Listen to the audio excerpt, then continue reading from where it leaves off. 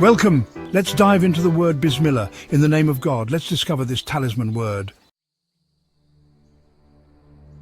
The first word, Bismillah, in the name of God, is the start of all things good. We too shall start with it. Know, O my soul. Just as this blessed phrase is a mark of Islam, so too it is constantly recited by all beings through their tongues of disposition. If you want to know what an inexhaustible strength, what an unending source of bounty is Bismillah, listen to the following story, which is in the form of a comparison. It goes like this.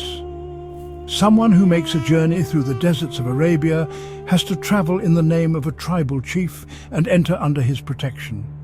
For in this way he may be saved from the assaults of bandits and secure his needs. On his own, he will perish in the face of innumerable enemies and needs, and so two men went on such a journey and entered the desert. One of them was modest and humble, the other proud and conceited.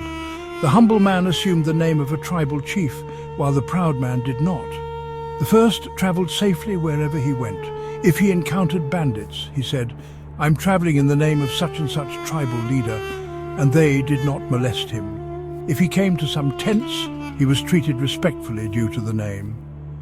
But the proud man suffered indescribable calamities throughout his journey. He both trembled before everything and begged from everything. He was abased and became an object of scorn.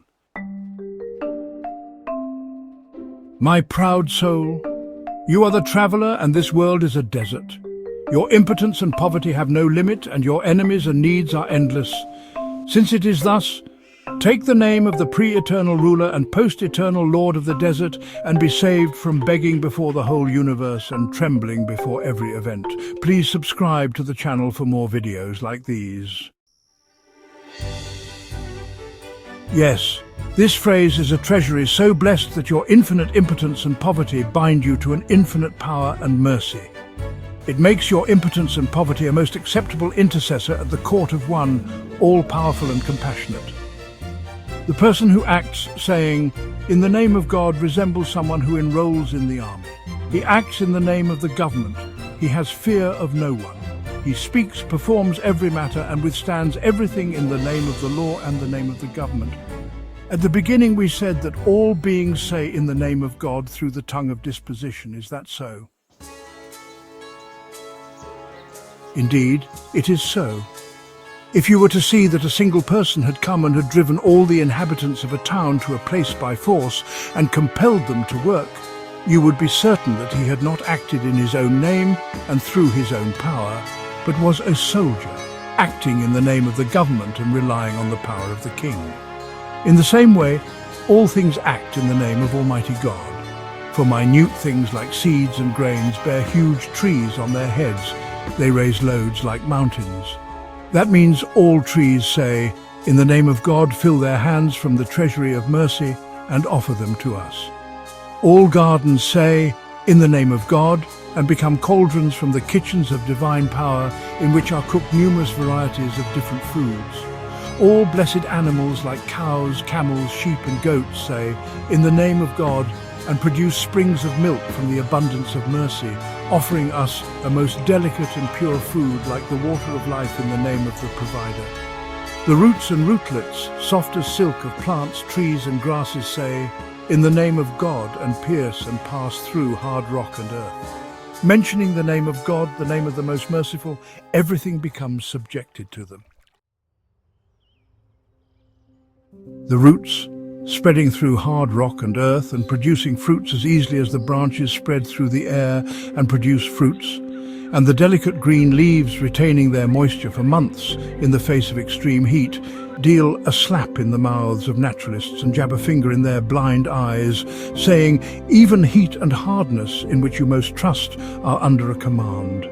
For like the staff of Moses, each of those silken rootlets conforms to the command of, and we said, "O Moses, strike the rock with your staff," and splits the rock.